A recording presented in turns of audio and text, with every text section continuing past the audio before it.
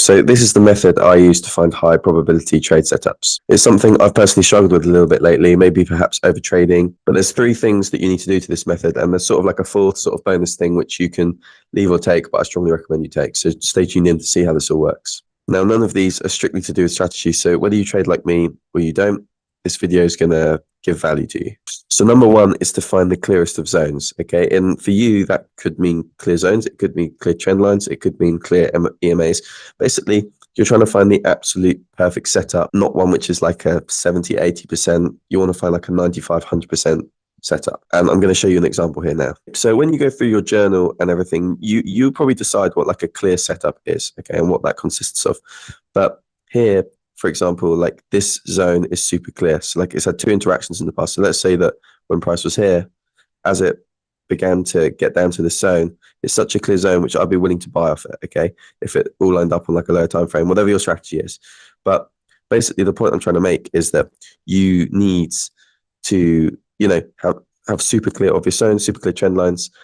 Don't muck about, and if it's half good, 50-50, don't overtrade and just enter because you want to enter a trade. Okay, that's basically the point of this one. Now, this leans really nicely onto method number 2, which is patience. Okay, if you found a great zone, well, that's great, but you don't then just enter. Perhaps you wait price to get there. Perhaps the structure needs to change, whatever. But you need like 3 or 4 of your trading rules, and you wait for them all to line up, whatever they may be, okay, regardless of the strategy. And then, you know, whether you're profitable or not, you then track these rules and be patient so that the data that you collect is really useful. If you're changing what you're doing all the time, being impatient, then you might have a 50% win rate, but then it might not really be like that if you actually stuck to your rules properly. So it needs to be, you know, you need to be able to repeat this. Trading needs to be repeatable. If you're doing a random thing every time and you're impatient and you're just over trading, it's not going to lead to any sort of consistent results. Some weeks you win, some weeks you lose, and you won't know why. It's much better to know why you lost than to not know why you won. The third part to the method is being really aware of like news and economic events, right, and interest rates. So ultimately, that's what's driving the market. The market didn't go up because it made a double bottom. It's because of interest rates, what the actual world is doing, how the big banks perceive it, where the main money's going, right? And that doesn't mean you can't make money. Of course you can. And technical analysis ultimately has that sort of booted into the chart a lot of the time, right?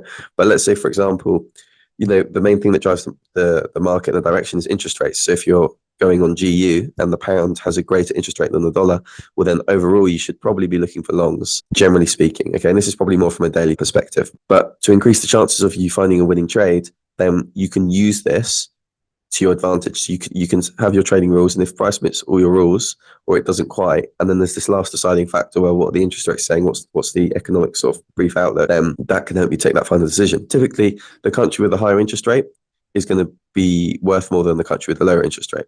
So, you know, GU, for example, the pound is first. If the pound has a higher interest rate, typically it's going to be going up, and you should be looking for longs more than shorts. And the last thing, which is sort of like a bonus thing, which I recommend you use, is have like a probability/confidence score. So before you enter the trade, let's say it's hit your rules, let's say it also meets some nice like interest rates or economic outlooks. The last thing you want to check is like confidence score. How confident are you out of 10 that this trade is going to play out the way you think it might? Because at the start, when you don't have a lot of experience, this may not be super useful. It may not be very helpful, but you might see it start to become more accurate in the future.